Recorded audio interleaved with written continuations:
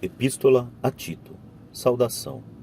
Paulo, servo de Deus, apóstolo de Jesus Cristo, para levar os eleitos de Deus à fé e o profundo conhecimento da verdade que conduz à piedade, na esperança da vida eterna prometida em tempos longínquos, que Deus, veraz e fiel, que na ocasião escolhida manifestou a sua palavra mediante a pregação que me foi confiada por ordem de Deus, nosso Salvador.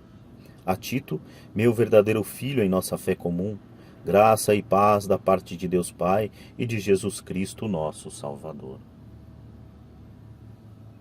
Instruções para a organização da Igreja.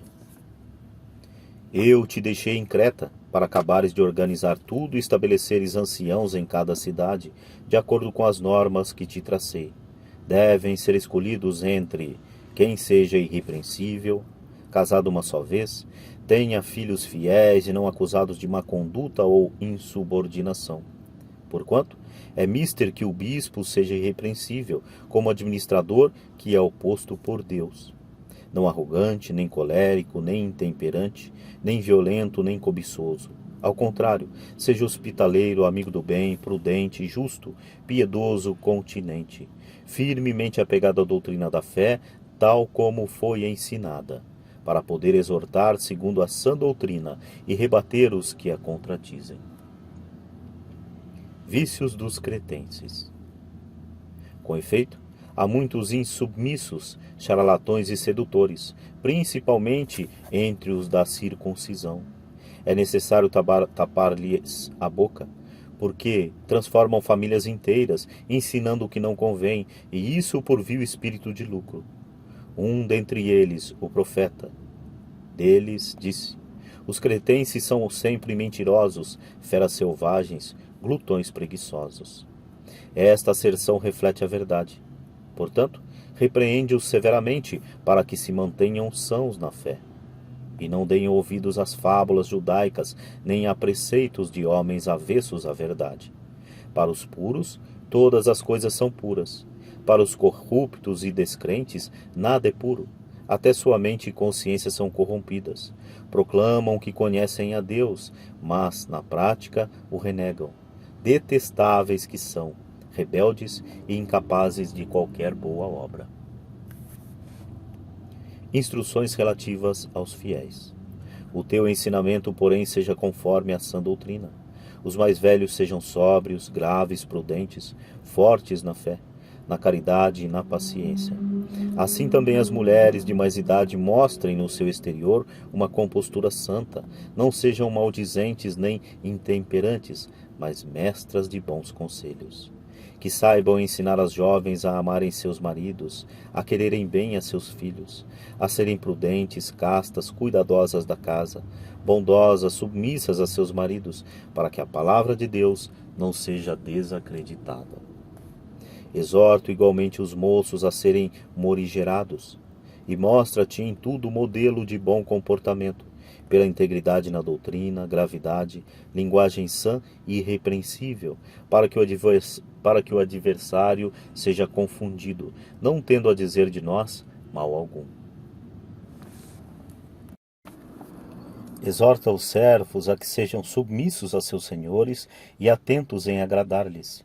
Em lugar de reclamar deles e defraudá-los, procura em tudo testemunhar-lhes incondicional fidelidade, para que por todos seja respeitada a doutrina de Deus, nosso Senhor. Efeitos da graça de Deus. Manifestou-se com efeito a graça de Deus, fonte de salvação para todos os homens.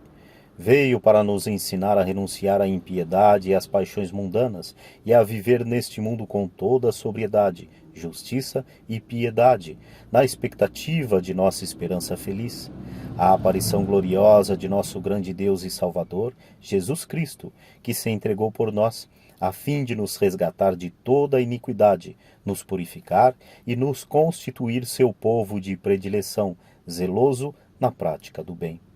Eis o que deves ensinar, pregar e defender com toda a autoridade, e que ninguém te menospreze. Deveres dos fiéis. Admoesta-os que sejam submissos aos magistrados e às autoridades, sejam obedientes. Estejam prontos para qualquer obra boa, não falem mal dos outros, sejam pacíficos, afáveis e saibam dar provas de toda a mansidão para com todos os homens. Porque também nós, outrora, éramos insensatos, rebeldes, transviados, escravos de paixão de toda espécie, vivendo na malícia e na inveja, detestáveis, odiando-nos uns aos outros. Mas um dia apareceu a bondade do Deus nosso Senhor e o seu amor para com os homens. E não por causa de obras de justiça que tivéssemos praticado, mas unicamente em virtude de sua misericórdia, ele nos salvou, mediante o batismo da regeneração e renovação, pelo Espírito Santo, que nos foi concedido em profusão, por meio de Cristo, nosso Salvador. Para que a justificação, obtida por sua graça, nos torne, em esperança, herdeiros da vida eterna. Certa é esta doutrina, e quero que as ensines com constância e firmeza, para que os que abraçam a fé em Deus se esforcem por se aperfeiçoar na prática do bem. Isto é bom e útil aos homens. Quanto às questões tolas, genealogias, contendas e disputas relativas à lei, foge delas, porque são inúteis e vãs. O homem que assim fomenta divisões, depois de advertido uma primeira e uma segunda vez, evita-o. Visto que esse tal é um perverso que, perseverando no seu pecado, se condena a si próprio. Conclusão. Logo que eu te enviar Ártemas ou Tíquico, apressa-te a vir ter comigo em Nicópolis, onde decidi passar o inverno.